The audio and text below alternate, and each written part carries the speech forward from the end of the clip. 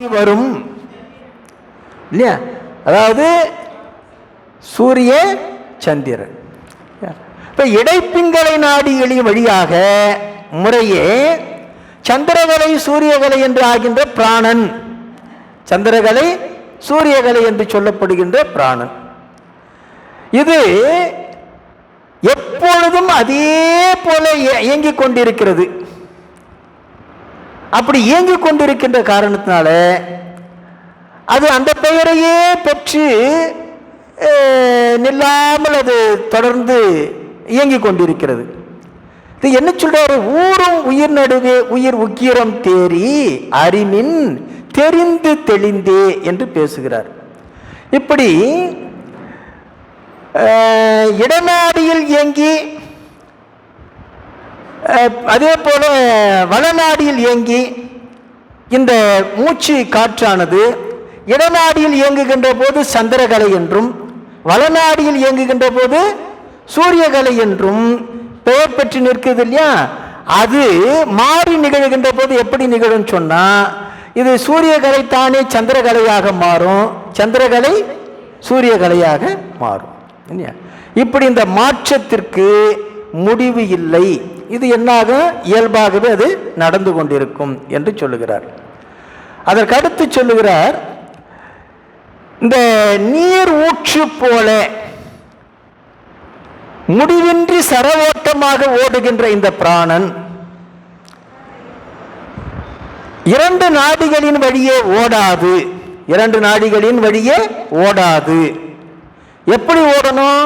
நடுநாடி வழியே இயங்குமாயின், நடுநாடி வழியே இயங்குமாயின் உயிர் நடுவே உயிர் உக்கிரம் தேறி, அந்த நடுநாடி வழியே இயங்குமாயின் உயிர்க்கு வலிமை தருவதாகும். ஆகவே அதனை அறிந்து உலகத்தில் உள்ளவர்களே பிராணனை நடுநாடியில் செலுத்தும் முறையை குருமுகமாக கேட்டு சிந்தித்து தெளியுங்கள் என்று பேசுகிறார். தேறி அறிமின் தெரிந்து தெளிந்தே என்று சொல்றார். எப்படி சுழுமுனை நாடி வழியாக அந்த பிராணனை செலுத்துவது என்பதை குருமுகமாக அறிந்து, அதுக்காக யோகா வகுப்புக்கு போயிட்டு யோகா மாஸ்டர் கிட்ட கேட்கறது இல்லை இல்லையா? யோகா குரு, இந்த யோகா குரு வேறு, திருமூலர் குறிப்பிடுகின்ற யோக கலையினுடைய குருநாதர் வேறு. இப்போ இவங்க நம்ம யோகா வகுப்புகள் நடக்கிறதெல்லாம், யோகா வகுப்புகளில் நடக்கிறதெல்லாம் அது முழுமையானது அல்ல, அது நல்லா புரிஞ்சுக்கணும். ஆனால் அதுக்காக அதில் பலனே இல்லையான்னு சொல்லிட முடியாது. அதுக்கும் பலன் இருக்குது, அதுக்கும் பலன் இருக்கு. பலன் இல்லாமல் எந்த ஒரு இதுவும் செயலும் இல்லை. ஆனால் அது திருமூலர் சொல்வது போல முழுமையான பலனை தராது, முழுமையான பலனை தராது. இன்னமும் சொல்ல போனால் எந்த யோகா வகுப்பிலையும் நடுநாடி வழியாக மூச்சை செலுத்துகின்ற அந்த கலையை முழுமையாக சொல்லி தந்ததாகவோ அல்லது அறிந்ததாகவோ தெரியல. ஏன்னா அப்படி இருந்திருந்தா இன்றைக்கு யோகா குருக்கள் எல்லாம் என்னவா இருக்கணும்னு சொன்னா, யோகா வகுப்பு நடத்திக்கிட்டு இருக்க மாட்டாங்க. அவங்கெல்லாம் வகுப்பு நடத்திட்டு இருக்க மாட்டாங்க. திருமூலரை போல எங்கேயாவது ஒரு இடத்துல ஒரு மரத்தடியில் உட்கார்ந்து அந்த ஆன்மா கதி பெறுவதற்குரிய நிலையை பெற்றிருப்பார்கள். புரியுதுனா? ஆகவே அவர்கள் சுழுமுனை வழியாக இந்த பிராணனை செலுத்துகின்ற ஆற்றலை பெற்றவர்களாக இல்லை என்று தெரிகிறது. அதற்கடுத்து ஆகவே திருமூலர் அது உரிய குருவிடத்தில், அந்த குருநாதரை எப்படி சார் தெரிந்து கொள்வது அப்படின்னு சொன்னா, நம்மால அறிய முடியாது, பெருமான் கிட்ட தான் அந்த பொறுப்பை கொடுக்கணும். தேடி கொண்டு வர சொல்லி கொடுக்கணும். எப்போ தேடி கொண்டு வரான்னு பார்ப்போம். அதற்கு அடுத்தது, உதித்து வளர்த்து இடம் போகின்ற போது அதிர்த்து அஞ்சி ஓடுதலாம் அகன்றாரும் உதித்ததுவே மிக ஓடிடும் ஆகில் உதித்த ராசி உணர்ந்து கொள் உச்சே என்று பேசுகிறார். இந்த பிராணவாயு வளநாடியில் நுழைந்து இடநாடியில் வெளியேறுமாயின் வளர்த்து உதித்து இடம் போகின்ற போது, வளர்த்து உதித்து இடம் போகின்ற போது, வளநாடியில் நுழைந்து இடநாடியில் வெளியேறுமாயின் என்னாகும்? அதிர்த்தஞ்சி ஓடுதலாம்.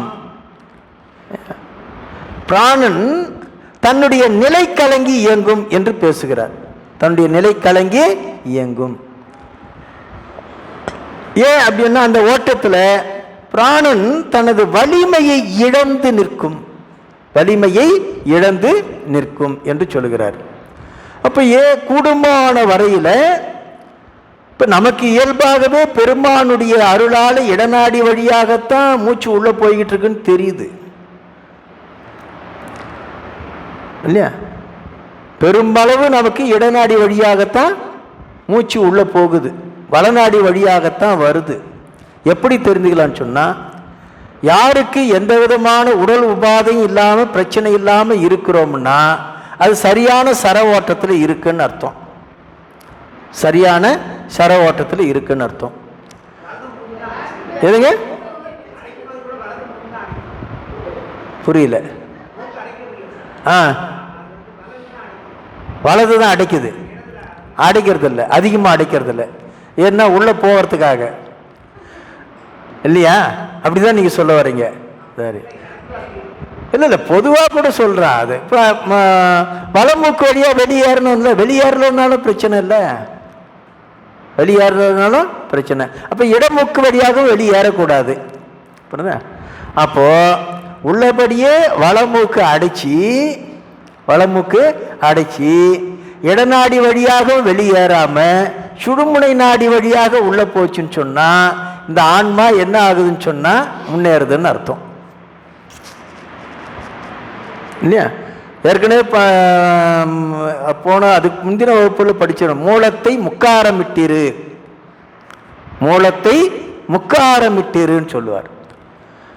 அப்போ அந்த சுழுமுனை நாடி வழியாக உள்ளே என்ன பண்ணணும்?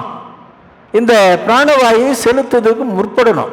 அப்போ உடம்புல என்ன ஆகாதுன்னு சொன்னால் கூடுமான வரையில் உடல் உபாதைகள் இருக்காது. இது எப்படி இருந்தாலும் நாம் ஏற்கனவே சொல்லுமா இருந்துக்கிட்டு தான் இருக்குது. அதுக்கு தான் நான் சொல்கிறேன், இது இடநாடியில் போதா வலநாடியில் போதாங்கிறதெல்லாம் அப்புறம் பிரச்சனை. முதல்ல நம்முடைய உடம்பில் இருக்கக்கூடிய கழிவுகளை வெளியேற்றணும்னு சொன்னால் இந்த பிராணவாயு இருக்கு இல்லையா, அது உடல் முழுக்க, அதாவது உடம்புக்குள்ளாக எல்லா நாடிகள் வழியாகவும் நிறைந்து போகின்றார் போல நாம் என்ன பண்ணோம்? மூச்சை இழுக்கணும். அந்த பயிற்சி நமக்கு முதல்ல இருக்கணும். இப்போ நாம் சுவாசிக்கிறதெல்லாம் நம்ம நிறைவாக சுவாசிக்கிறதில்ல. அதுக்கு தான் நான் தொடக்கத்தில் ஒரு வழிமுறையை சொன்னேன். அது நம்ம இடநாடி வலநாடி எல்லாம் பிறகு அது அப்புறம் பார்த்துக்கலாம். ஏன்னா முதல்ல உடம்புல இப்போ ஒரு ஆங்கில மருத்துவத்தில் எப்படின்னு தெரியல, சித்த மருத்துவத்திலையோ அல்லது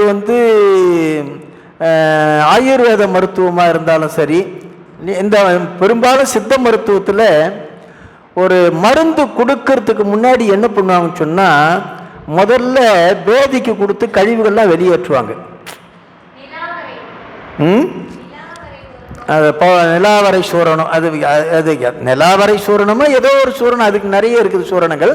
அதை கொடுத்து என்ன பண்ணுவாங்கன்னு சொன்னால் முதல்ல உடம்புல இருக்கக்கூடிய கழிவுகளை எல்லாம் வெளியேற்றிட்டா தான் அதுக்கப்புறம் தான் மருந்து கொடுப்பாங்க. அப்போதான் அந்த மருந்து என்ன செய்யும்னு சொன்னால் வேலை செய்யும். இப்போ நம்ம உடம்புல அவ்வளவு கழிவுகள் தேங்கி இருக்குது. அந்த கழிவுகள் அகலுகின்ற வரைக்கும் மனசு ஒருபடாது. ஏன்னா உடம்புக்கும் உள்ளத்துக்கும் ஒரு நெருங்கிய தொடர்பு உண்டு.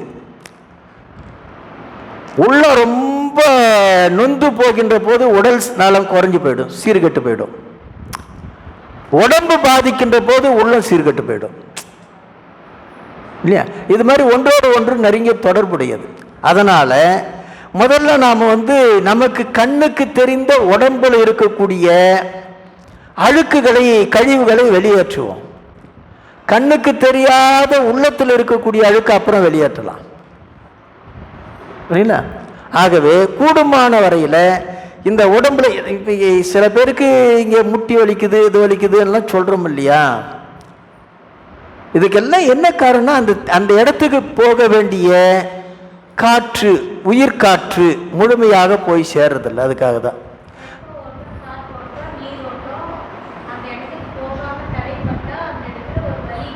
கண்டிப்பாக இருக்கும், கண்டிப்பாக இருக்கும். அதனால தான் நம்ம அதுக்காக தான் சொன்னேன், நம்ம அதிகாலையில் எழுந்து என்ன அதிகாலைங்கிறது என்னன்னு சொன்னால் 6 மணி இல்லை, காலை 6 மணிங்கிறது காலை, 6 மணிங்கிறது என்னது காலை, புரியுதா?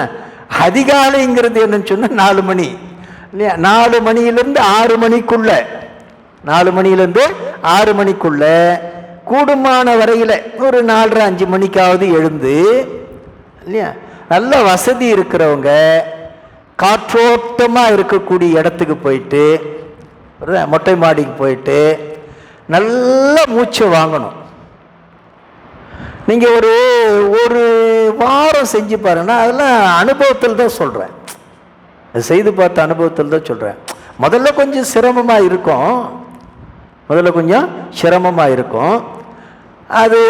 அதுக்கு அப்படி இல்லைன்னு சொன்னால் இன்னொன்று கூட பண்ணலாம். யாருக்கெல்லாம் இது கொஞ்சம் மூச்சு இழுக்கிறதுக்கு சிரமமாக இருக்குதோ அவங்க முதல்ல ஒரு வாரம் தொடர்ந்து ஒரு வாரம் இல்லையா, ஆண்களாக இருந்துன்னு சொன்னால் இடுப்பில் ஒரு துண்டு மட்டும் கட்டிக்கலாம், உள்ளாடைக்கு மேலே ஒரு துண்டை கட்டிக்கிட்டு அல்லது ஒரு வேட்டியை கட்டிக்கிட்டு இல்லையா, வேட்டியை கூட நல்ல முழங்கால் வரைக்கும் மடித்து கட்டிக்கிட்டு என்ன, முடிஞ்சால் ஆசனத்தில் உட்காரக்கூடிய பழக்கம் இருக்கிறவங்க ஆசனத்தை உட்காரலாம். அப்படி இல்லைன்னு சொன்னால் அமைதியாக ஒரு அர்த்த பத்மாசனத்தில், அர்த்த பத்மாசனம் என்ன, சாதாரணமாக நம்ம சப்பன கால் போட்டு உட்காரோம் இல்லையா, அந்த மாதிரி உட்காந்து முதுகெலும்பு நேராக நிமிர்த்திட்டு, என்ன எனக்கு முதுகெலும்பு நிமிரலை சார் அப்படின்னு சொன்னால் கைப்பிடி சோறு கட்டியிருப்போம்ல மொட்டை மாடியில், அதுக்கு சாஞ்சிக்கிட்டு நிற்காதவங்களுக்கு இல்லையா, சாஞ்சிட்டு அப்படியே ஒரு அரை மணி நேரம் அல்லது 3/4 மணி நேரம் அந்த சில்லுன்னு காற்று உடம்பு முழுக்க என்ன பண்ணணும்னு சொன்னால் பரவணும்.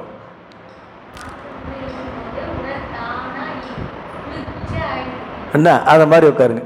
பெண்கள் கொஞ்சம் தளர்வாக இருக்கக்கூடிய இல்லையா, இந்த நைட்டி மாதிரி துணியை போட்டுக்கிட்டு புரியுதா, காற்று உடம்புக்குள்ளே பரவுற மாதிரி என்ன பண்ணுங்கன்னு சொன்னால் உட்காந்து ஒரு வாரம் அந்த மாதிரி காற்று வாங்குங்க. இதுக்கு பேர் காற்று குளியல்.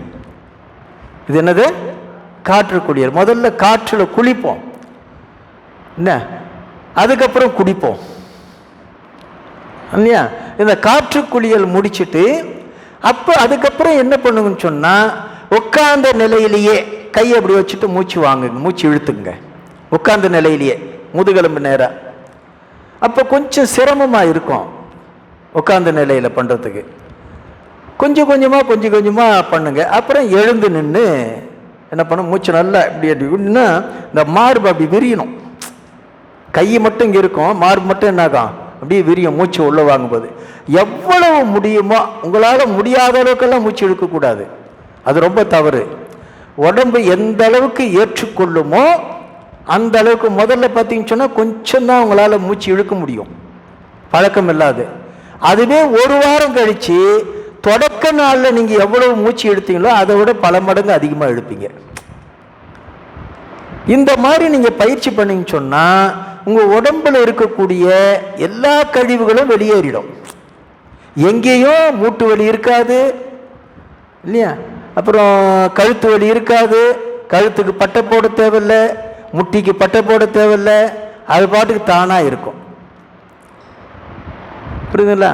அந்த மாதிரி நீங்கள் முதல்ல ஏற்கனவே இந்த தலைப்பு தொடங்கும் போதே கூட இதை சொல்லியிருக்கிறேன், திரும்ப இப்படி சொல்கிறேன். இப்போ அடுத்த தலைப்பு கேசரி யோகம்.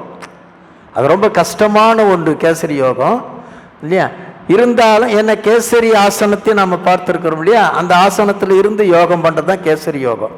கேசரின்னு சொன்னால் சிங்கத்தை போல அமர்ந்திருப்பது, சிங்கத்தை போல அமர்ந்து ரொம்ப கடினமான ஆசனம் அது. இன்னைக்கு யோகா மாஸ்டருங்க சொல்லக்கூடிய அந்த முறை கூட பார்த்தீங்கன்னா பொருத்தமாக இருக்காது. ஏன்னா நான் அந்த படத்துக்காக பல இடத்துல தேடி பார்த்தேன், சரியான படமே கிடைக்கல. திருமூலர் சொல்லுகின்ற முறைப்படி படம் கிடைக்கல. இல்லை அதை என்ன பண்ணுறாருன்னு சொன்னால், குத்துக்காலிட்டு உட்காந்து 2 கையும் இந்த காலுக்கு இடையில விட்டு இப்படி பிடிச்சிக்கணுங்கிறார். அந்த கண்ட காலை பிடிச்சிக்கணும், பிடிச்சிக்கிட்டு காலை இழுத்து வச்சு உட்காரணும், ஒரு சிங்கம் உட்கார்ற மாதிரி உட்காரணும் இல்லையா.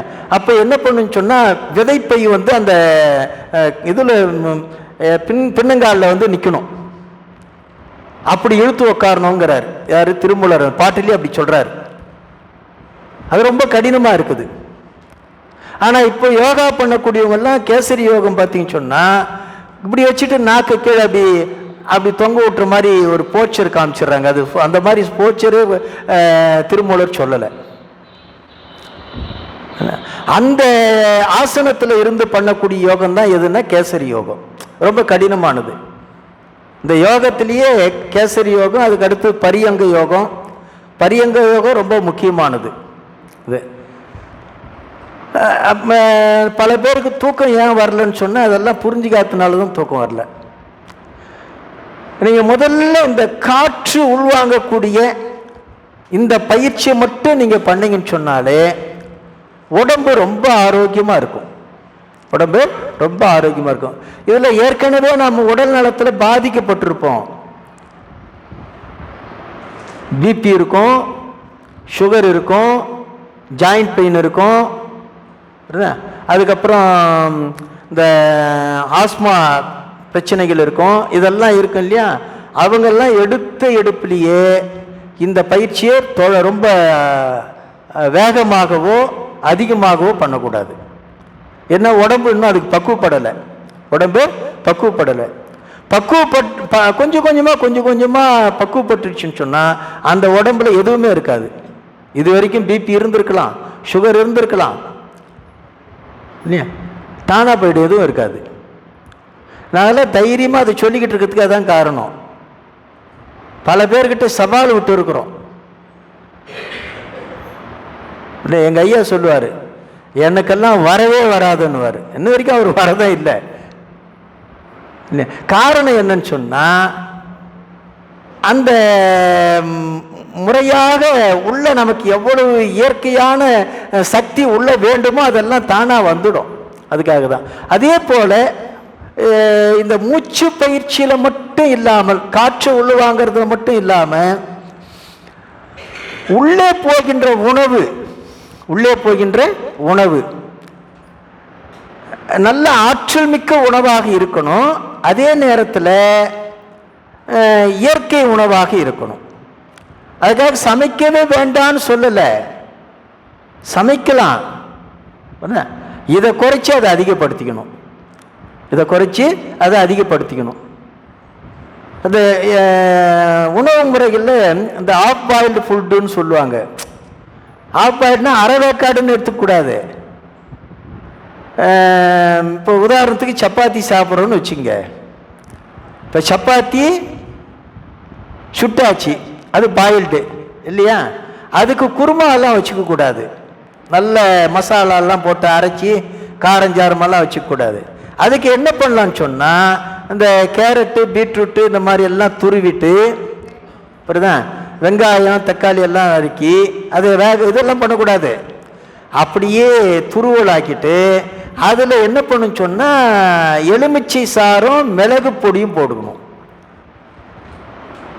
மிளகா பொடி இல்லை, மிளகு பொடி. என்ன, மிளகு பொடியும் கூட கொஞ்சம் எலுமிச்சை சாரும் சேர்த்துக்கணும்.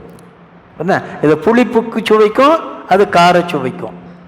உப்பு ரொம்ப குறைச்சிக்கணும். இப்போ இதெல்லாம் பண்ணணும்னு வச்சுங்க, அந்த உணவுடைய ஆற்றலை முழுமையாக நாம் பெற முடியும். இப்படியெல்லாம் பழக்கப்படுத்தி ஆகணும் இதுக்கு. ஆனால் கொஞ்ச காலத்தில் தானாக வந்துடுவாங்க. என்ன, அப்போ அதாவது அதுக்கு முன்னாடி எல்லாம் பார்த்தீங்கன்னு சொன்னால் இந்த கருதரிக்கிறதுக்கு, குழந்தை பேச்சுக்கு இறை வழிபாடு, அதுக்கப்புறம் ஒவ்வொரு பகுதியிலையும் இந்த நாட்டு வைத்தியர்கள் இருப்பாங்க. அவங்க என்ன பண்ணுவாங்கன்னு சொன்னால் இந்த ஒரு பச்சையில கொடுப்பாங்க. அப்படி இல்லைன்னு சொன்னால் எண்ணெய் காய்ச்சி கொடுப்பாங்க. எண்ணெய் காய்ச்சி கொடுப்பாங்க இல்லையா? எங்கள் ஊரில் ஒருத்தர் இருந்தார். அவர் இந்த விளக்கு எண்ணெய் இருக்கு இல்லையா, இது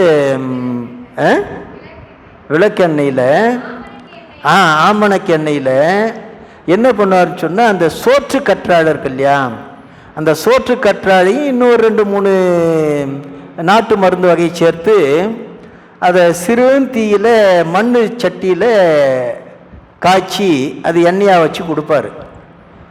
அது கரு தங்கிடும். அந்த மாதிரியெல்லாம் இருந்தது ஒரு காலத்தில். இன்றைக்கு என்ன ஆச்சுன்னு சொன்னால் ஊருக்கும் கருத்தரிப்பு மையம் வந்துடுச்சு. ஊருக்கும் கருத்தரிப்பு மையம் வந்துடுச்சு. இப்போ இதுக்கு காரணம் என்ன அப்படின்னு சொன்னால் நம்முடைய வாழ்க்கை முறை தவறி போச்சு. நம்முடைய வாழ்க்கை முறை தவறி போயிடுச்சு. எது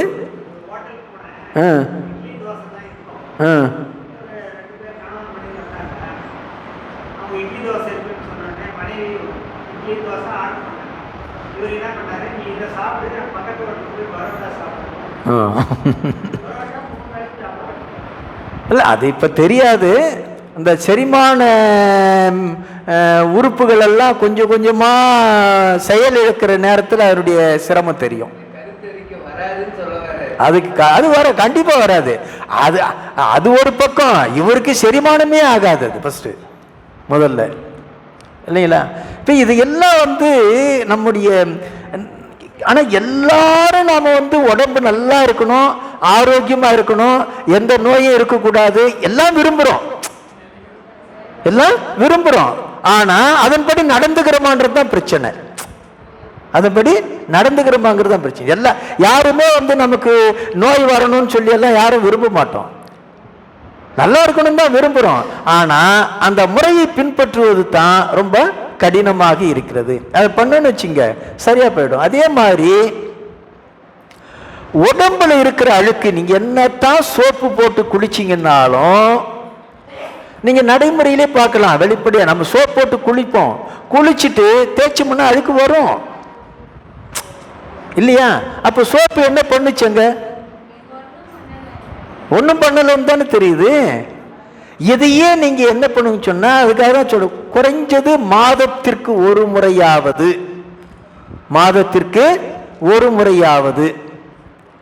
பெண்கள் ஒரு 6 மாதத்திற்கு ஒரு முறையாவது.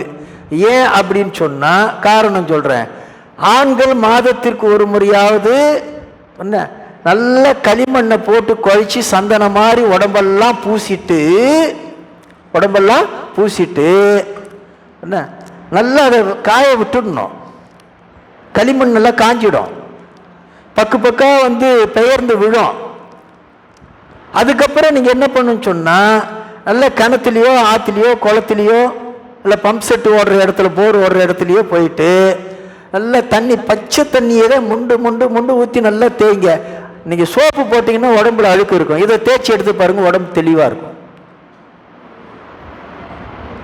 இது ஆண்கள் கொஞ்சம் அதிகமாக செய்யலாம். பெண்களுக்கு வாய்ப்புகள் குறைவு. அவங்க என்ன பண்ணலான்னு சொன்னால், வீட்டில் பின்னாடி தோட்ட வசதி இருந்ததுன்னு சொன்னால், இல்லை இப்போ எல்லாரும் நம்ம அந்த மாதிரி வீட்டையே அமைக்கிறது கிடையாது. ஒரு காலத்தில் பெரும்பாலும் நமக்கு வீடு எப்படி கட்டணும்னு கட்டி கொடுத்து சொல்லிட்டு போயிட்டான். வீட்டை எப்படி கட்டணும்னு பெருமான் தான் கட்டி கொடுத்தான். இந்த வீடு எப்படி இருக்குதோ அப்படிதான் நாம் இந்த வீடு இருக்கிறதுக்கான வீடும் கட்டணும். இப்போ 90% வீடு முன்வாசல் இருக்கும், பின்வாசல் இருக்காது. முன்வாசல் இருக்கும், பின்வாசல் இருக்காது. அப்போ உள்ள வர காற்று எப்படி இப்போ வெளியே எப்படி போகும்? பிரச்சனையே அங்கதான். வீட்டை பார்த்த உடனே வீட்டில் இருக்கிறவங்களுடைய உடல்நலம் எப்படி இருக்குன்னு சொல்லிடலாம். ஒருத்தருடைய வீட்டை பார்த்த உடனே அந்த வீட்டில் இருக்கக்கூடியவர்கள் எப்படி ஆரோக்கியமா இருக்காங்கன்னு சொல்லி போடலாம். எதுங்க?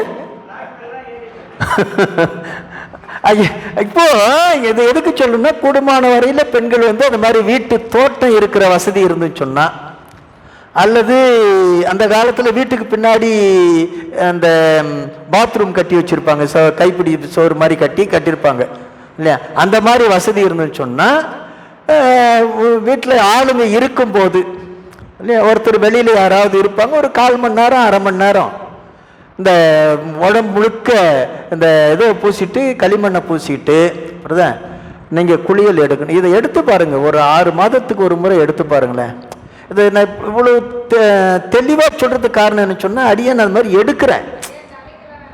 எது நான் சொன்ன தலையிலேருந்து பாதம் வரைக்கும் எல்லாமே உங்களுக்கு எந்த ஷாம்பு எல்லாம் வந்து அதுங்கிட்ட பிச்சை வாங்கும். எதுகிட்ட? களிமண்ணு கிட்ட.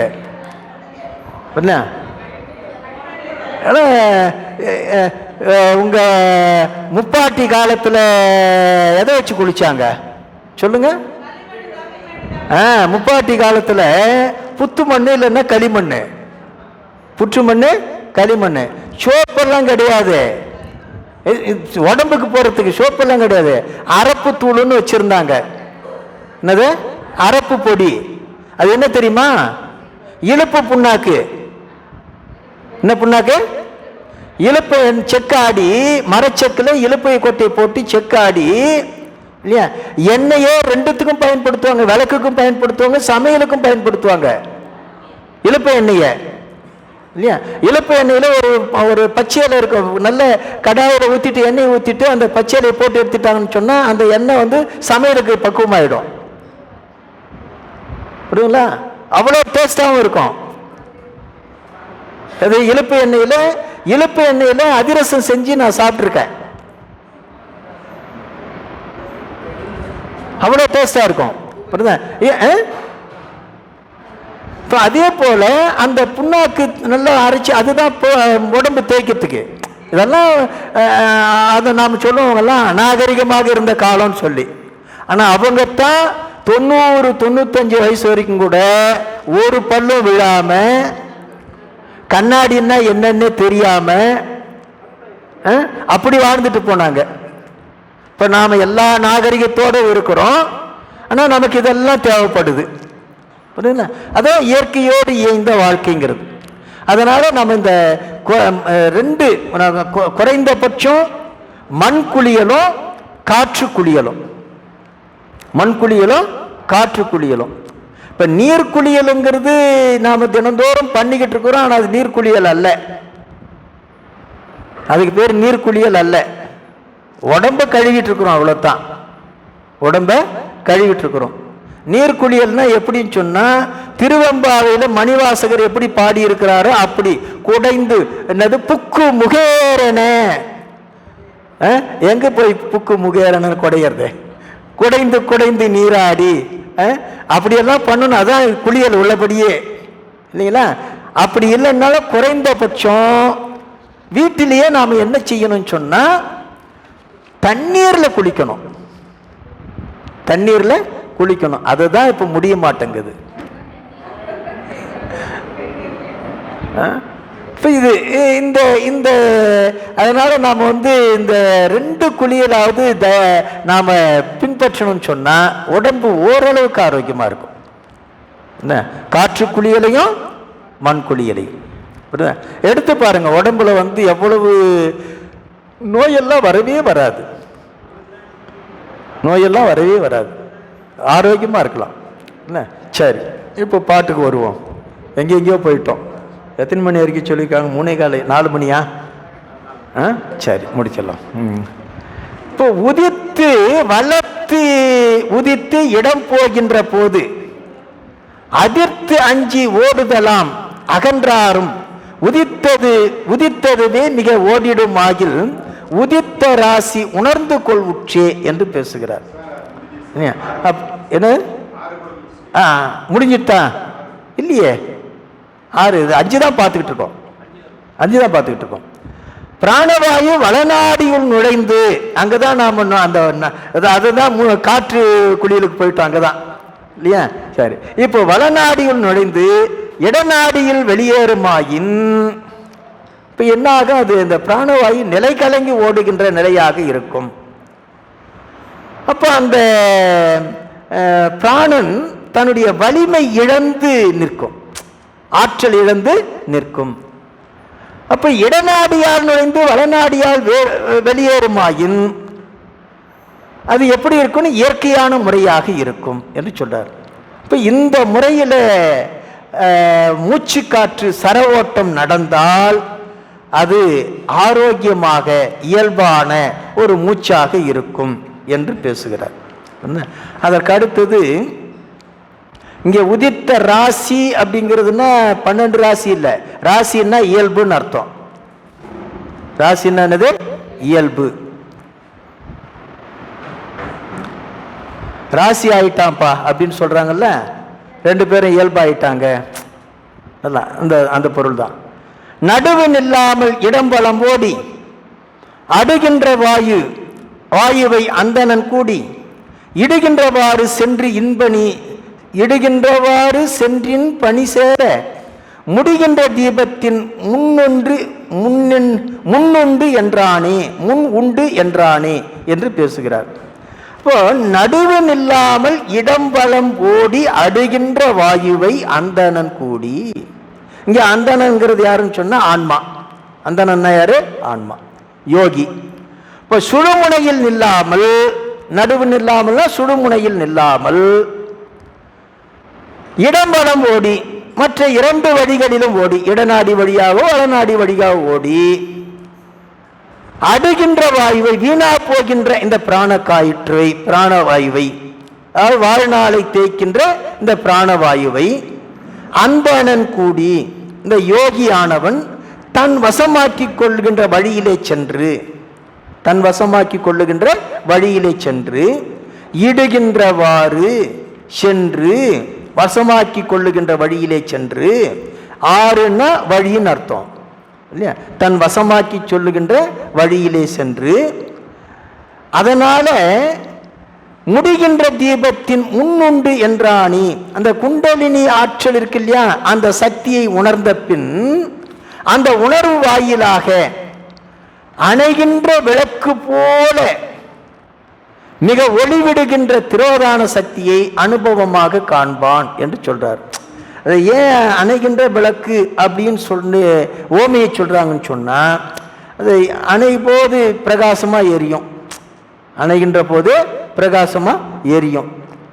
அப்படி எரிகின்ற எண்ணெய் எல்லாம் தீர்ந்து போச்சு இல்லையா, திரி மட்டும்தான் இருக்குது, அது என்னாகும்? பிரகாசமா எரியும்.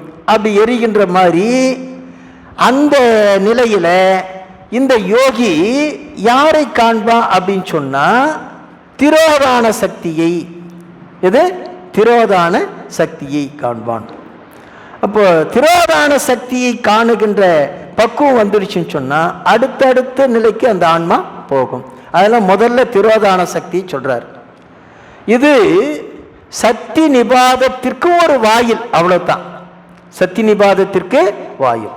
அந்த பயிற்சியில முறையாக இன்னும் மேலே செல்ல செல்ல செல்ல அது என்ன ஆகும் சொன்னா சக்தி நிபாதத்திற்கு கொண்டு போய் செல்லும் என்று சொல்றார். அதற்கு அடுத்ததாக ஆயும் பொருளும் அணிமலர் மேலது வாயு விதமும் 16 உள வழி போய மனத்தை பொறுகின்ற ஆதாரம் ஆயவும் நாளும் முகூர்த்தமும் ஆமி என்று பேசுகிறார். இப்போ ஆயும் பொருளும் அணிமலர் மேலது, ஆய்ந்து உரைக்கத்தக்க மெய்ப்பொருளும் அது எங்க இருக்கிறது அப்படின்னு சொன்னா 1000 இதழ்களை உடைய சகசிராரம், 1000 இதழ்களை உடைய உச்சித்தாமரை மலரில் இருக்கிறது. உச்சித்தாமரை மலரில் இருக்கிறது. அதனை அடைவதற்கு இன்னமும் சொல்ல போனா அணிமலர் மேலதுன்னு சொல்லிட்டாரு. உச்சித்தாமரையில தான் இருக்குன்னு சொல்ல முடியாது, அதுக்கும் மேலதான் இருக்கு, அதுக்கும் மேலதான் இருக்கு. என்ன இது சகசிராரம் இல்லையா? அப்ப இதுக்கு மேலதான் மீதானம், மீதானத்துல தான் யார் இருக்கிறா? மெய்ப்பொருள் இருக்குது. அப்ப இங்கிருந்து ஒரு 12 அங்கலம் இங்கிருந்து ஒரு 12 அங்குலம். 12 அங்குலங்கிறது எப்படி கணக்கிடணும்னு சொல்லியிருக்கு?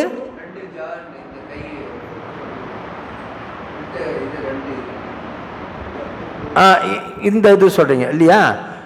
இதுதான் 12 அங்குலம். சரி, இப்போ இது 12 அங்குலம் தான் இருக்கின்றது. அங்குலத்தை எப்படி கணக்கு? இது 12 அங்குலம். சரி, அங்குலங்கிறது எது அப்படின்னு சொன்னா இந்த ரெண்டுக்கும் இடையில இருக்கிறது அங்குலம். சுண்டு வரல் இருக்கு இல்லையா? இந்த சுண்டு வரல்ல நடு அங்குரார்த்தி அவரவர்களுடைய கையில இந்த ஒன்றும் பெரிய கஷ்டம் இல்லை. நீங்களே செக் பண்ணிடலாம். இந்த அளவு எவ்வளவு இருக்கு, இந்த அளவு எவ்வளவு இருக்கு, இது எடுத்துக்குங்க. இப்படி நீட்டுங்க. எது? பெரு விரலையும் சுண்டு விரலையும் நீட்டுங்க. இந்த நீட்டினா இந்த இடைப்பகுதி 12 அங்குலம் வருதான்னு பார்த்துக்குங்க. இது அளந்தீங்கல்ல, ஸ்கேல் வச்சு கூட அளந்துக்குங்க. அது 12 வருதான்னு பார்த்துக்குங்க இல்லையா? அப்படி வந்த பிறகு அதால 8 போட்டிங்கன்னா உங்க உடம்பு வந்துடும் இல்லையா? இப்படி அளந்து அந்த 12 அங்குலம் இருக்கு இல்லையா? இந்த 12 அங்குலத்தில் 8 போட்டுட்டீங்கன்னா அது 8 ஜான். என்ஜான் 8 ஜான். நம்ம உடம்பு அவரவர்கள் கையால 8 ஜான். உங்க உடம்பு நான் அளக்கக்கூடாது, என் உடம்பு நீங்க அளக்கக்கூடாது. அவங்க கையால என்ன பண்ணணும்? அந்த உடம்பை அளக்கணும். அளந்தோம்னா 8 ஜானு இல்லையா? இப்போ இதுக்கு மேல 1 ஜானு 9 ஆச்சா? 9 × 12 108. 108 அங்குலத்தில் யார் இருக்கிறான்? பெருமான் இருக்கிறான். புரியுதுங்களா? இப்ப இந்த இது இது அவரவர்களுக்கு, அது ஸ்டாண்டர்ட் ஸ்கேல் எல்லாம் சொல்லக்கூடாது.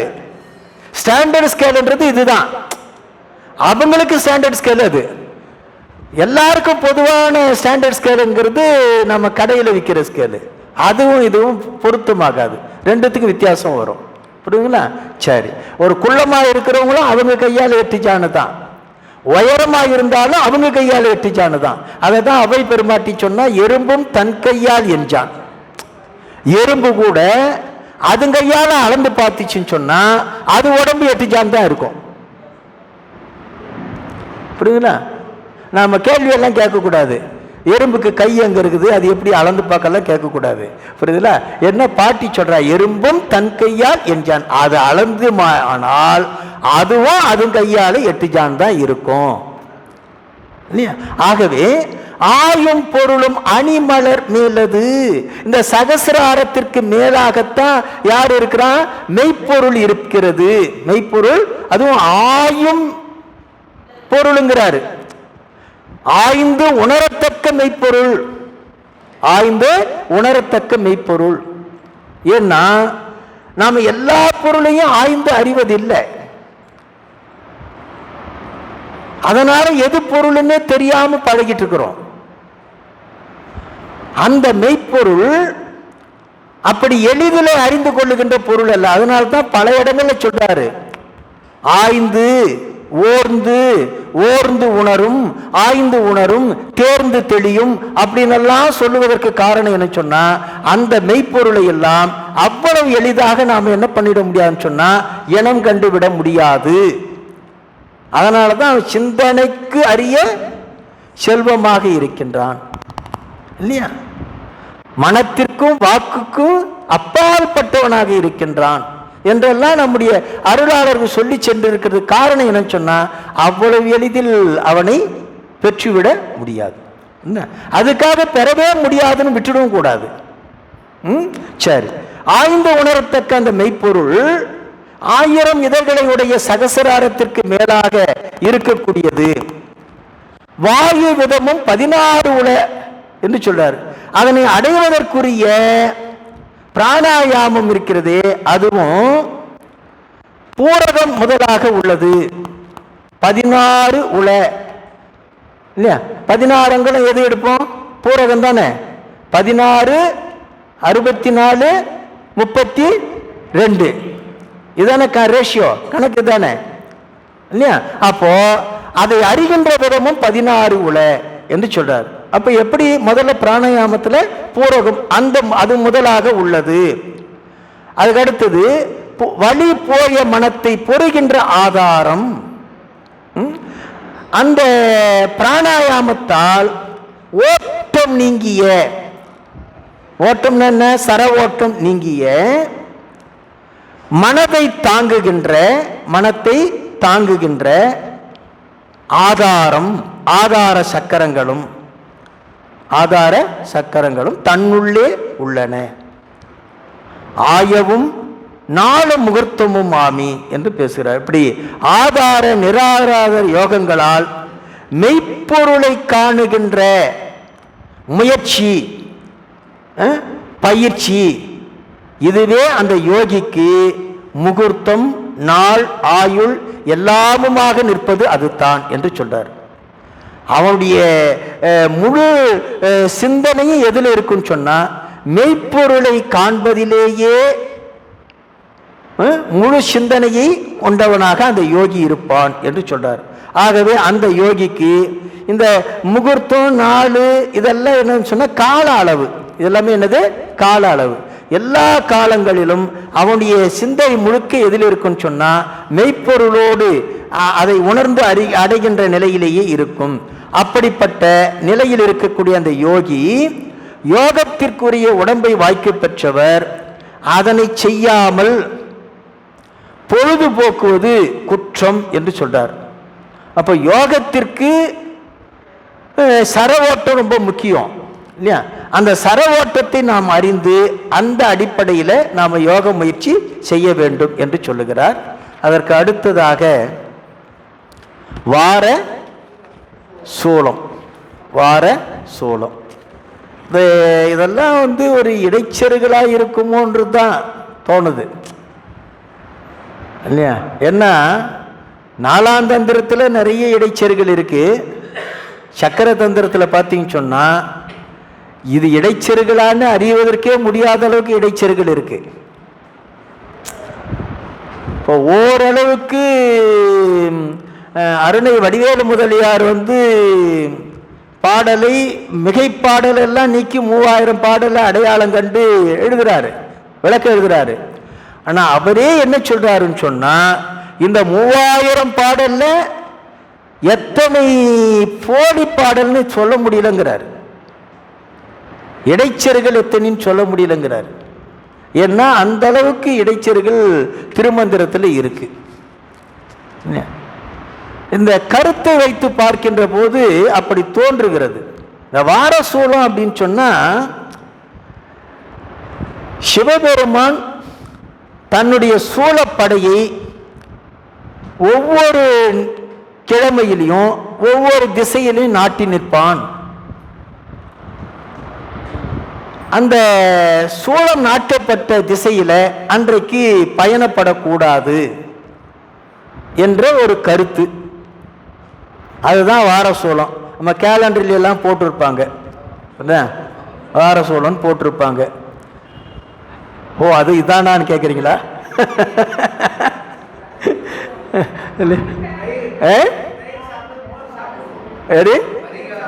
பரிகாரம் அதெல்லாம் போட்டிருப்பாங்க இல்லையா? அது இப்போ இது ஏன் அப்படி சொல்றேன்னா இதெல்லாம் பின்னாடி, அதாவது திருமூலர் காலத்தில் இப்படி இருந்திருக்குமான்னு தெரியல, திருமூலர் இது செய்திருப்பாரான்னு தெரியல. காரணம் என்னன்னு சொன்னா சிவபெருமான் எங்க இல்லாம இருக்கிறான்? சிவபெருமான் எங்க இல்லாம இருக்கான்? இந்த குருவாயூர்ல இந்த நாராயண பட்டத்திரின்னு ஒருத்தர் இருந்தார். மிகப்பெரிய வைணவ ஆச்சாரியார். அவர் நாராயணியம் அப்படின்னு ஒரு பெரிய நூலை எழுதினவர். யாரு? நாராயண பட்டத்திரி. வைணவ ஆகமங்கள்லயே ஒரு தலை சிறந்த ஒரு ஆச்சாரியராக இருந்தவர். அவரு அந்த கோயிலுக்கு தினந்தோறும் வழிபாட்டுக்கு வரக்கூடிய ஒரு பொண்ணை காதலிக்கிறாரு. யாரு?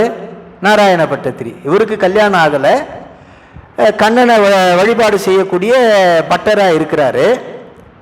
இல்லையா? பிற்காலத்தில் ஒரு பெரிய குரு, ஆசிரமெல்லாம் வச்சு பல சீடர்களுக்கு குருநாதராக இருந்தவர். அவர் இளம் வயதிலேயே ரொம்ப அந்த குருவாயூர் கண்ணன் மீது அவ்வளவு பக்தி. சிறு பிள்ளையிலேருந்து இவர் பட்டராக இருந்து வழிபாடு பண்ணுறாரு. திருமண பருவத்தில் ஒரு பெண்ணு தினந்தோறும் வழிபாட்டுக்கு வர பெண்ணை காதலிக்கிறாரு. காதலித்த பெண்ணையே திருமணம் பண்ணிக்கிறாரு. இவர் கோயில் விட்டு போகிறதே கிடையாது. இல்லையா? பெரும்பாலான பொழுது என்ன பண்ணார்? கோயிலில் தான் கழிப்பார். இப்போ அந்த மாதிரி இருக்கக்கூடிய நிலையில் ஒரு நாள் தன்னுடைய மனைவியோடு கோயில்லையே உறவு கொள்றாரு. அப்போ பெருமான் கேட்குறானா, கண்ணன் கேட்குறானா, என்னப்பா இது நியாயமானு, ஏன் முன்னாடியான்னு. அதுக்கு இவர் சொல்கிறாரு, நீ எங்கே இல்லைன்னு சொல்ல, அந்த இடத்துக்கு நாங்கள் போகிறோன்றார்.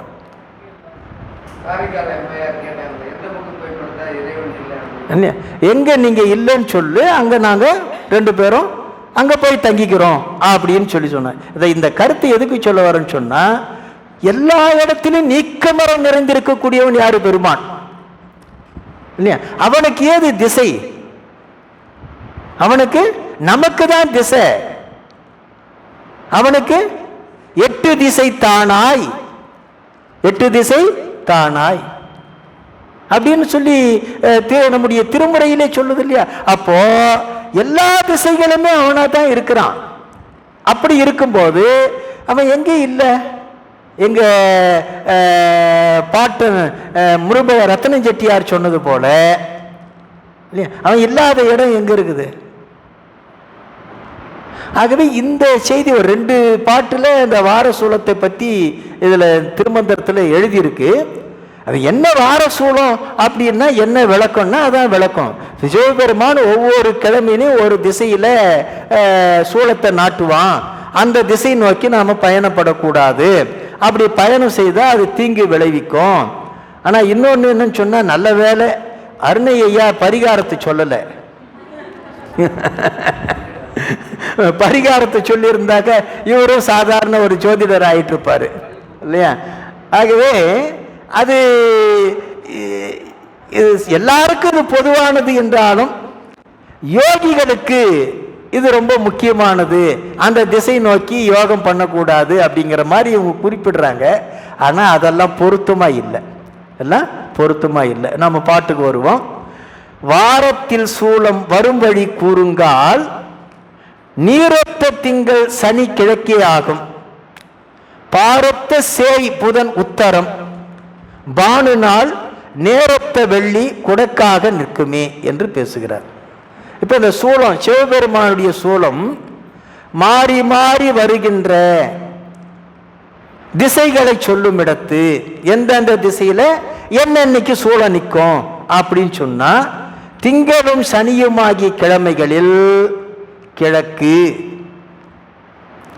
சிங்கரும் சனி, திங்கக்கிழமை சனிக்கிழமை இந்த 2 நாள்லையும் கிழக்கு. நேரத்த திங்கள் சனி கிழக்கே ஆகும் இல்லையா? அதுக்கு அடுத்தது சேய் செவ்வாயும் புதனும் ஆகிய கிழமைகளில் உத்தரம், உத்தரம்னா வடக்கு, வடக்காகும். அதுக்கப்புறம் பானு நாள் ஞாயிற்றுக்கிழமை, அதுக்கப்புறம் வெள்ளி, இது ஞாயிற்றுக்கிழமை வெள்ளிக்கிழமை, இது எங்க குடக்காக நிற்குமே. குடக்குன்னா எதுக்கு? மேற்கு திசை.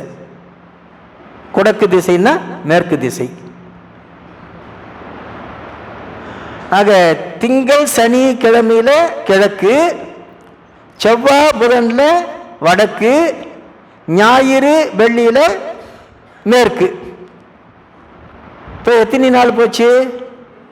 6 நாள் போயாச்சு. 3 தசையை சொல்லியாச்சு, 3 தசையை சொல்லியாச்சு. இப்போ இருக்கிறது என்னது? இன்னும் 1 நாள் இருக்குது, 1 தசை. அது எது? தெக்கணமாகும் வியாழத்து. தெக்கணமாகும் வியாழத்து. வியாழக்கிழமை தெற்கு திசை. வியாழக்கிழமை என்ன திசை? தெற்கு திசை. சேர் திசை, செக்கணமாகும் வியாழத்து சேர் திசை. அக்கணி சூலமும் ஆம், இடம் பின்னாகில் துக்கமும் இல்லை, வளம் முன்னே தோன்றிடின் மிக்கது மேல் வினை மேன்மேல் விளையுமே என்று பேசுகிறார். இப்போ வியாழக்கிழமையில சூலம் நிற்கும் எங்க தெற்கு திசையில. சிவபெருமானுடைய சூலம் பயணம் செய்கின்ற யோகிக்கு, பயணம் செய்பவனுக்கு அல்லது யோகம் செய்கின்ற யோகிக்கு இடப்பக்கத்திலும் பிற்பக்கத்திலும் இருந்தா ஏற்புடையதான். இப்ப கிழக்கு திசையில சூளம் நிக்குதுன்னு சொன்னா அந்த திசை பயணப்படக்கூடியவனுக்கு அந்த சூளம் ஒண்ணு எங்க இருக்கணும், இடப்பக்கமா இருக்கணும் அல்லது பின்னாடி இருக்கணும். அப்படி இருந்ததுன்னு சொன்னா பிரச்சனை இல்லை அப்படிங்கிறார். அப்ப கிழக்குல சூளம் இருந்தா என்ன பக்கம் போகணும்? அப்போ எந்த பக்கம் போகணும்?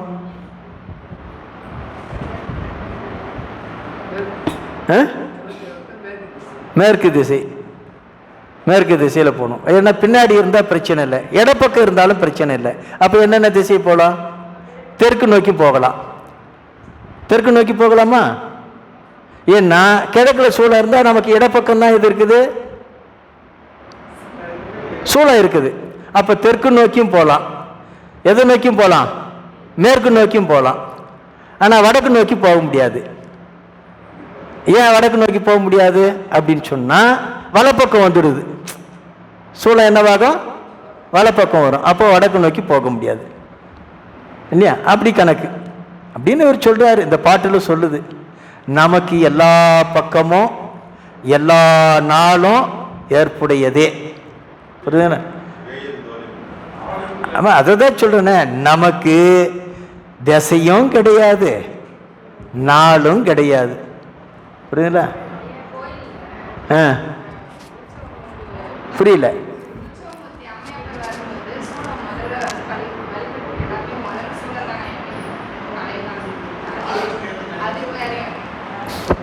ஓ இல்ல, சரியான கேள்விதான். ஆனா அதையும் இதையும் பொருத்தி பார்க்க கூடாது.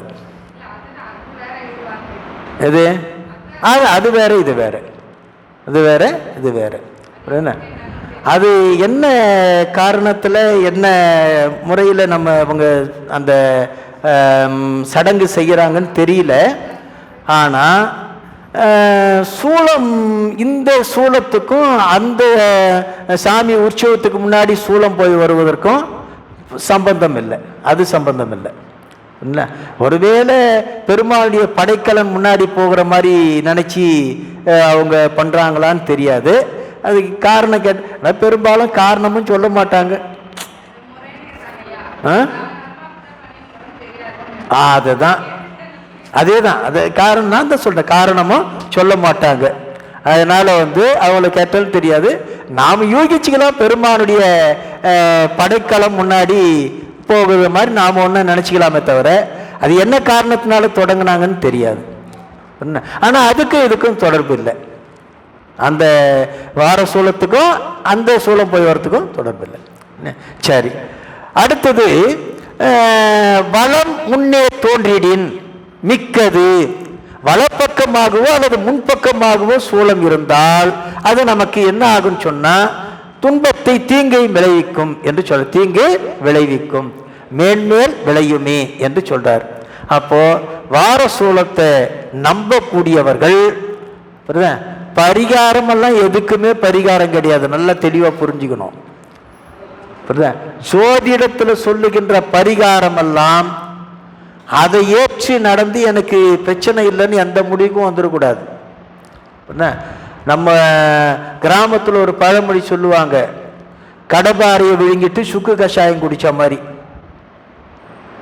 விழுங்கினது கடபாறை, சுக்கு கஷாயத்தில் கரைஞ்சிடுமா அது இல்லையா? அது மாதிரி அதெல்லாம் பரிகாரம் எல்லாம் கிடையாது. எதை செய்தாலும் அந்த வினை பயனை நாம என்ன பண்ணி ஆகணும்? அனுபவித்துத்தான் ஆகணும். அதுல எந்த விதமான மாற்று கருத்துக்கும் இடம் இல்லை. ஆகையினால தான் இந்த ஒரு அண்ணாமலை பல்கலைக்கழகத்தில் ஆசோ சுப்பையான்னு ஒருத்தர் இல்லை, அவர் ரொம்ப அருமையாக ஒரு நூல் எழுதியிருக்கிறார். விதியை மதியால் வெல்லலாம், விதியை மதியால் வெல்லலாம் அப்படின்னு ஒரு நூல் எழுதியிருக்கிறார். மதியால் அப்படின்னு சொன்னா மதின்னா அறிவு, மதின்னா என்னது? அறிவு. அறிவு பொருள் யாருன்னா சிவம். நாம என்ன நினைச்சுக்கிட்டு இருக்கோம் சொன்னா விதியை நம்ம அறிவால கண்டுபிடலான்னு சொல்லி தப்பு தப்பா புரிஞ்சுக்கிட்டு அப்படிதான் பழமொழி சொல்லிக்கிட்டு இருக்கோம். விதியை மதியால் வெல்லலான்னு சொல்லி. விதியை ஒருபோதும் நம்முடைய மதியால என்ன பண்ண முடியாது, வெல்ல முடியாது. அவர் அந்த கருத்து வச்சு அந்த தலைப்பு எழுதியிருக்கிறார், தலைப்புல நூல் செய்திருக்கிறாருன்னு சொன்னா பெரிய புத்தகம், ஏறக்குறைய ஒரு 300 பக்கத்துக்கு மேல இருக்கும் அந்த புத்தகம் இல்ல. அது ஏன் அந்த தலைப்பு வச்சிருக்கிறான்னு சொன்னா விதிப்பவன் அவன்தான். விதிப்பவன் யாரு? அவன்தான், பெருமான் தான். அப்ப யாரு விதிக்கிறானோ அவன் தான் அதுக்கு வழியை சொல்ல முடியும், வழியை சொல்ல முடியும். அப்ப கூட விதியை மாற்றிட மாட்டான், விதியை ஒருபோதும் மாற்ற மாட்டான். விதியை எளிதாக கூட்டுவான், அவ்வளவுதான். நாம அனுபவிக்கின்ற போது அதை எளிதாக அனுபவிக்கின்ற மாதிரி ஊட்டுவானே தவிர விதியை மாற்றுவதற்கு அவனுக்கும் அதிகாரம் கிடையாது. சிவபெருமான் அதை செய்ய மாட்டான். ஆகவே ஒருபோதும் இந்த பரிகாரம்ங்கிற வார்த்தையை கனவுல கூட நினைச்சு பார்க்காதீங்க. நாம செய்த தவறுக்கான தண்டனை நிச்சயமாக உண்டு இல்லையா? இப்ப நம்ம எல்லாம் மாலை போட்டு சொன்ன அறிந்தும் அறியாமலும் தெரிந்தும் தெரியாமலும் சொல்லி ஒரு பாட்டு பாடுறாங்கல்ல இல்லையா? அதெல்லாம் உபச்சாரத்துக்கு பாடுற பாட்டு.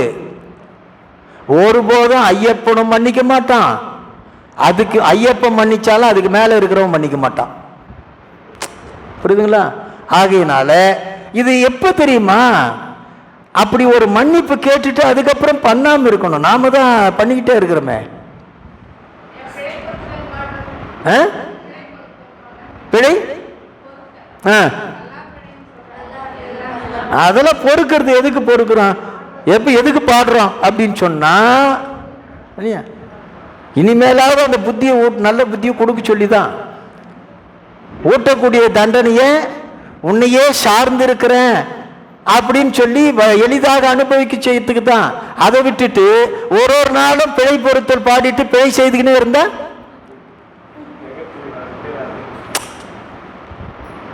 அதனால தான் யாரு பொண்ணு மெய்ப்பொருள் தருவான யார்? இவரா?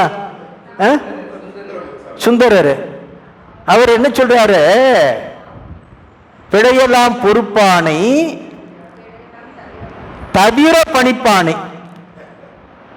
தவிர பணிப்பானை. அவருடைய வார்த்தைக்கு எதுக்கு வேறுபாடு உண்டா? பின்னை என் பிழையெல்லாம் பொறுப்பானை.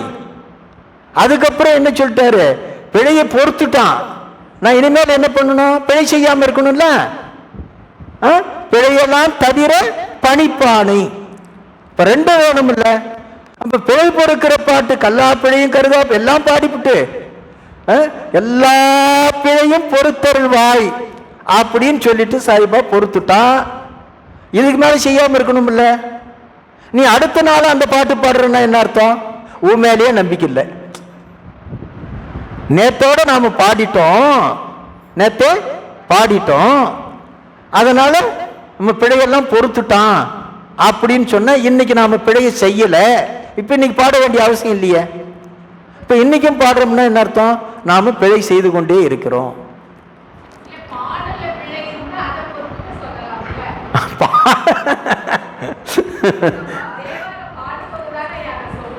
அது இல்ல இல்ல, அதுக்காக சொல்றது இல்ல, பாடும்போது சொல்றது இல்ல.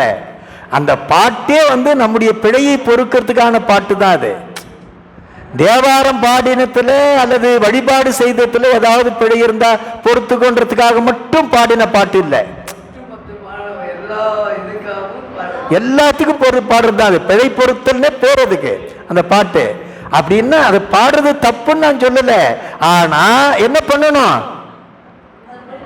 திரும்பவும் அது மாதிரி பிழை செய்யாமல் நடந்து கொள்ளணும். அப்படி நடந்து கொண்டவன்னு சொன்னால் அதை பாட வேண்டிய அவசியமே இல்லை. அதனால பரிகாரமெல்லாம் தேட வேண்டாம்.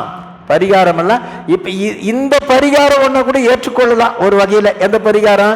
சாமிக்கிட்டே பொறுத்துக்குன்னு சொல்கிற பரிகாரம் வேணா ஏற்றுக்கலாம். இது பரிகாரமாக ஏற்றுக்கொள்ளலாமே தவிர இல்லையா, அது சொல்லிட்டுமேங்கிறதுனால அப்படியே நாம் தண்டனை வராது அப்படின்னு முடிவு பண்ணக்கூடாது. இல்லைங்களா? சரி. ஆகவே இந்த வார சூலம் எத்தனை மணிக்கு நிறைவு சொன்னாங்க? கேசரி யோகம் அறிமுகம் மட்டும் பார்த்துடலாம். ஆகவே இந்த வார சூலம் என்பது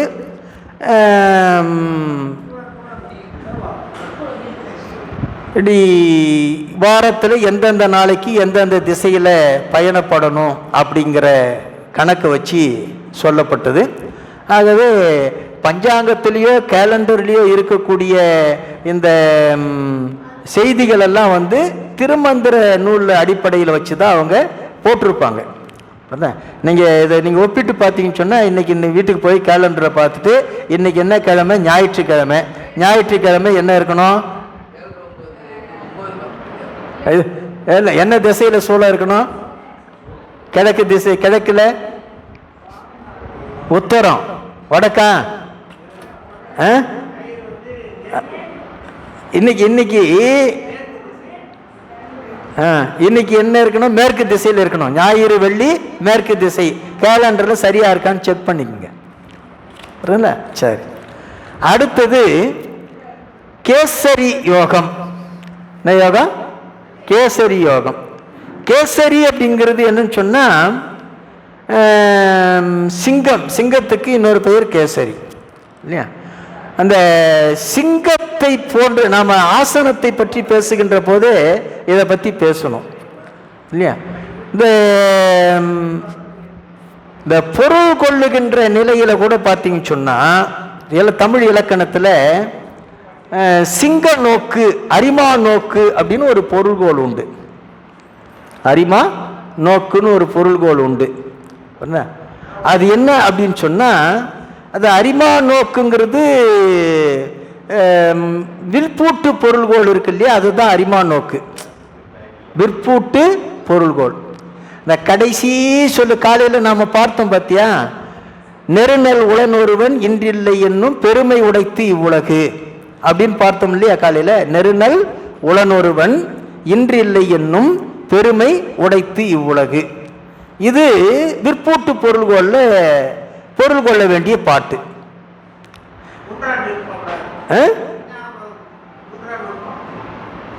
மூன்றாம் நூற்பா. இப்போ உளது இலது என்றலின் அது இப்போ கடைசி சொல்ல கொண்டு முதல்ல சேர்க்கணும். அதான் விற்பூட்டு பொருள்கோள். அதுதான் அரிமா நோக்கு, சிங்க நோக்கு. அதாவது சிங்கம் எங்க போகணுமோ வரும், வந்துட்டு அந்த இடம் வந்த உடனே அது வரைக்கும் திரும்பாது. அந்த இடம் வந்த உடனே அப்படி திரும்பி ஒரு பார்வை பார்க்கும். இதுதான் என்னது? அரிமா நோக்கு, சிங்க நோக்கு அல்லது அரிமா நோக்கு. அந்த மாதிரி இந்த பாட்டினுடைய கடைசி சொல்லு முதல்ல இருக்கிறத பார்க்கும். அப்படி பார்க்கக்கூடியது இவ்வுலகு நெருநல் உளனொருவன் இன்றில்லை என்னும் பெருமை உடைத்து அப்படின்னு பொருள் கொள்ளணும். அதை இந்த உலகமானது நேற்றைக்கு இருந்தவன் இன்றைக்கு இல்லை என்கிற பெருமையை உடையது. அது அது தாப்பிசை. அது உலது இலது என்று சொன்னீங்கன்னா அந்த பாட்டு தான் விற்பூட்டு பொருள் கொள்ள எடுக்கணும். ஆன்மா உளது, ஆன்மா உளது, எங்க இலது என்றலின் ஆன்மா உளது அப்படின்னு நாம் அதுதான் பொருள் கொள்ளணும். அதான் விற்பூட்டு பொருள்கோள்.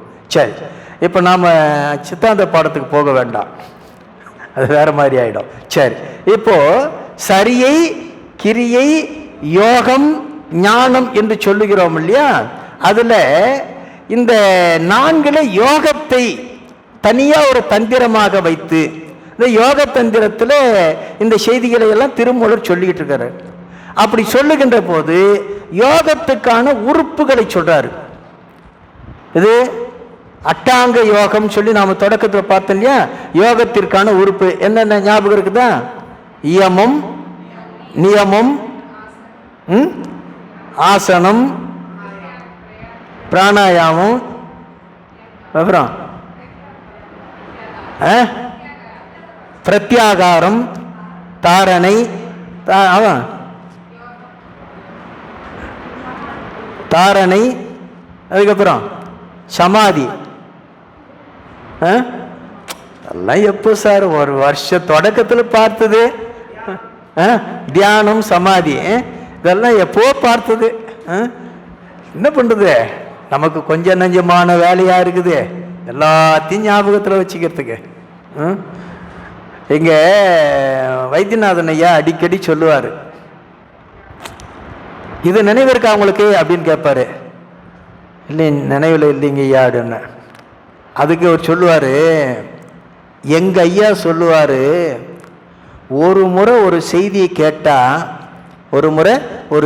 கேட்டால் வாழ்நாள் முழுக்க நினைவில் வைத்து கொள்ளக்கூடியவங்க தவம் பண்ணவங்க அப்படின்னு சொல்லுவார் எங்கள் ஐயா அப்படின்னாரு. ஐயா அந்த தவத்தை கொஞ்சம் கூட பண்ணலை ஐயா அப்படின்னுவேன். இந்த தவத்தை கொஞ்சம் கூட அடியன் பண்ணலைங்க ஐயா அப்படின்னு சொல்லுவேன். ஏன்னா அடிக்கடி இந்த கேள்வி கேட்பாரு, இது நினைவில் இருக்கா உங்களுக்கு, இது நினைவில் இருக்கா உங்களுக்கு அப்படின்வார். எங்கள் ஐயாவை நீங்கள் பார்த்துருக்கீங்களா? பார்க்கல. இப்போ நம்ம ஜெயக்குமார் ஐயா ஒரு வீடியோ குழுவில் போட சொல்லணும். நம்ம பூபதி ஐயா ஃபார்வர்ட் பண்ணுங்க ஐயா. போட சொல்லுங்க. அவர்கிட்ட பாடம் கேளுங்க. இப்போ சென்னையில் திருவருள் ஃபவுண்டேஷன் நம்ம இப்போ யாருன்னெல்லாம் கண்டுபிடிச்சிட்ட ஐயா அவங்கள யாருன்னு அவங்கெல்லாம். அதெல்லாம் நம்ம ஐயாவுடைய மாணவர்கள். அவங்க அது தொடக்க காலத்தில் பதிவு பண்ணது இப்போ தான் அவங்க வெளியிடுறாங்க. அது இவ்வளோ நாளாக அனுமதி இல்லாமல் வெளியிடலை. அதாவது எங்கள் ஐயாவுடைய 70களில் எடுத்த பதிவு அது. அது இல்லை, அது 70ல் பதிவு. 70கள்னா அவருடைய வயசு 70களில் இருக்கும்போது. ஏன்னா அவருக்கு ரிட்டையர்டு ஆனதுக்கப்புறம் தான் மையம் தொடங்கினது. 58 வயசு ரிட்டையர்மெண்ட். அப்போ அவருக்கு ரிட்டையர்மெண்ட் ஆனதுக்கப்புறம் தான் தொடங்கினாங்க. 80 வயசில் அவர் இந்த வாழ்க்கையை நேற்று முடிச்சிட்டாரு இல்லையா? அவர் சொன்னார், 80க்கு மேலே ஒரே நாள் கூட நான் இருக்க மாட்டேன்னு சொன்னார். அவர் தலை சிறந்த ஜோதிடர். அதனால் 80 வயசில் அவர் பூரணமாயிட்டார். ஆனால் அந்த வீடியோ பதிவு வந்து 70 அவருடைய 70 வயதுகளில் பதிவு பண்ணதாக இருக்கணும். ஏன்னா அந்த தோற்றம். ஏன்னா அடியன் வந்து கிட்டத்தட்ட 1992 மையம் தொடங்கினது. 1992. 1998-99 ஐயாவோட தொடர்பு வந்துடுச்சு எனக்கு. அப்போவே அவரோட தொடர்பு இருந்தது. அதனால் வந்து அப்பத்துலேருந்து நான் பார்த்துக்கிட்டு இருக்கிறேன். அவர் அந்த என்ன அவர்கிட்ட நீங்கள் பாடம் ஒரு முறை கேட்டு பாருங்கள். குழுவில் பதிவிட்டு, இல்லைன்னா திருவருள் ஃபவுண்டேஷன் சொல்லி போட்டு யூடியூப்பில் சர்ச் பண்ணிங்கன்னு சொன்னால் எங்கள் ஐயாவுடைய சித்தாந்த பாடம் முழுக்கவே வரும். எல்லா பாடமும் கேளுங்க. அது நல்லா எடிட் பண்ணி ஒரு 2 மணி நேரம், ஒரு நாள் வகுப்பு 2 மணி நேரமாக போட்டிருக்காங்க. ஆனால் என்னன்னு சொன்னால் வகுப்பு நீங்கள் முழுசாக கேட்டிங்கன்னு சொன்னால் ரொம்ப சோவியலாக கொண்டு போவார் வகுப்பை. அதை வந்து எடிட் பண்ணி வரும் அந்த கருத்தை மட்டும்தான் அவங்க பதிவில் போட்டிருக்காங்க. நான் வகுப்பு நேராக கேட்டதுக்கும் பதிவு கேட்கறதுக்கும் கொஞ்சம் வித்தியாசம் தெரிஞ்சது. உள்ளபடியே அடியனுக்கு எந்த பிறவியில் செய்த புண்ணியமோ தெரியல, அவங்களோடெல்லாம் ஒரு தொடர்பு கிடைச்சது. இன்னைக்கு இங்கே உட்காந்துருக்குன்னா அது காரணமே அவங்க தான். நிறைய செய்திகளை சொல்லுவார். அதில் இன்னொரு பெரிய அடியனுக்கு கிடைத்த பேர் என்னன்னு சொன்னால், இன்றைக்கு இருக்கக்கூடிய பேராசிரியர்கள்கிட்ட யாருக்கிட்டையுமே இருக்காது அவர் கைப்பட எழுதின பாடக்குறிப்புகள். இன்றைக்கு இருக்கக்கூடிய நிச்சயமாக எந்த பேராசிரியர்கிட்டையும் இருக்கிறதுக்கு வாய்ப்பில்லை. ஒருவேளை அவருடைய மாப்பிள்ளை ஒருத்தர் இருக்கிறார் ஹைதராபாத்தில், அவர்கிட்ட இருந்தால் இருக்கலாமே தவிர வேற யாருக்கிட்டையும் இருக்கிறதுக்கான வாய்ப்பு இல்லை. அடியன் இடத்துல மட்டும்தான் இருக்குது. அது ஒரு என்னவோ ஒரு முறை சென்னைக்கு போகும்போது சென்னை வகுப்புக்கு வர்றதுக்கு ஒரு 2 நாளைக்கு முன்னாடி தொலைபேசியில் லக்ஷ்மணன் நீங்கள் சென்னை வகுப்புக்கு வந்துருங்க அப்படின்னாரு. அன்றைக்கி நான் எல்லாத்தையும் வகுப்பு கூட ஒதுக்கி வச்சுட்டு தான் போன உடனே வர்றீங்களா இல்லைன்னு கன்ஃபார்ம் பண்ணார். கண்டிப்பாக வந்துடுவீங்க அப்படின்னேன். போன உடனே என்ன பண்ணாருன்னு சொன்னால் ஒரு பண்டலை அப்படியே தூக்கி கொடுத்தார். இதை கொண்டு போய் வச்சுக்கோங்க, பத்திரமா பயன்படுத்துங்க அப்படின்னு சொல்லி. மொத்தமே பாடக்குறிப்புகள். நான் கண்டிப்பாக வருவீங்களான்னு கேட்டதுக்கு காரணம் என்ன தெரியுமா? நீங்கள் வரலன்னு சொன்னால் இதை நான் திருவிடை மருதூர்லும் தூக்கிட்டு வர வேண்டிய அவசியம் இல்லை. நீங்கள் வர்றீங்கன்னு சொன்னதுனால நான் எடுத்து பெட்டியில் போட்டேன் அப்படின்னாரு. இல்லை, அது அந்த மாதிரி அவங்களோடலாம் இருந்த அந்த தொடர்பு, அதனால தான் இன்றைக்கும் நிற்க முடியுது. எவ்வளோ கொஞ்சம் சிரமமான பாடலாக இருந்துன்னு சொன்னால் அது சாத்திரத்திலும் சரி இல்லை இந்த மாதிரி தோத்திரத்திலும் சரி மனசுக்குள்ளே அவங்கள பிரார்த்தனை பண்ணணும்னு வச்சுக்க எளிமையாகிடும். அது இன்னமும் அனுபவத்தில் அனுபவிச்சுட்டு இருக்கிறேன். என்ன அது அவங்க சொல்லிக் கொடுத்த வழிமுறை என்ன அது மாதிரி நீங்கள் கேட்டு பாருங்கள், தெரியும் எவ்வளோ எளிமையாக கொண்டு போகிறாருன்னு சொல்லி. சரி, இப்போ இந்த கேசரி யோகங்கிறது இதைத்தான். சிங்கத்தை போல ஒரு யோக நிலையில் உட்கார்ந்து அந்த ஆசனத்தில் உட்கார்ந்து யோகம் செய்வது தான். சரியா இருக்கா? இந்த சிங்கத்தை போன்று அமர்ந்து யோகம் செய்வது அதுதான் சிங்காசனம் பேரு. அந்த கேசரி ஆசனம் அல்லது சிங்காசனம் பேரு. அந்த சிங்காசனத்தில் இருந்து யோகம் செய்வது கேசரி யோகம் இல்லையா? இந்த கேசரி யோகத்தில் 26 திருமந்திரங்களை இந்த தலைப்பின் கீழே சொல்லுகிறார். அந்த திருமந்திரங்களை எல்லாம் நாம் அடுத்த வகுப்பில் சிந்திக்கலாம். ஏன்னா இன்றைக்கி 4 மணிக்கு நிறைவு செய்ய சொல்லியிருக்கிறாரு. ஆகவே அடுத்த வகுப்பில் அந்த திருமந்திரங்களை சிந்திப்போம் என்று சொல்லி இந்த அளவிலே இன்றைய திருமந்திர வகுப்பை நிறைவு செய்கின்றோம். இன்னைக்கு நாம் கால சக்கரம், ஆயுள் பரீட்சை, வாரசரம், வார சூலம் என்கிற தலைப்பில் இந்த யோக பயிற்சியில் இருக்கக்கூடிய யோகி தன்னுடைய காலச்சக்கரத்திலிருந்து, அது காலத்தின் ஓட்டத்திலிருந்து இன்னும் கொஞ்சம் எளிமைப்படுத்தி சொல்லணும்னு சொன்னால் ஆயுளை நீட்டித்து கொள்ளுகின்ற வழிமுறை அறிந்து ஆயுள் நீட்டிப்பு செய்து கொள்ளுகின்ற அந்த செயலை சாதித்து கொள்வான் என்ற செய்தியை இந்த தலைப்பின் வாயிலாக சொல்லி நம்முடைய திருமூலர் விளக்குகின்றார். ஆகவே இந்த அளவிலே இந்த வகுப்பை நிறைவு செய்கின்றோம். சிவாய நம.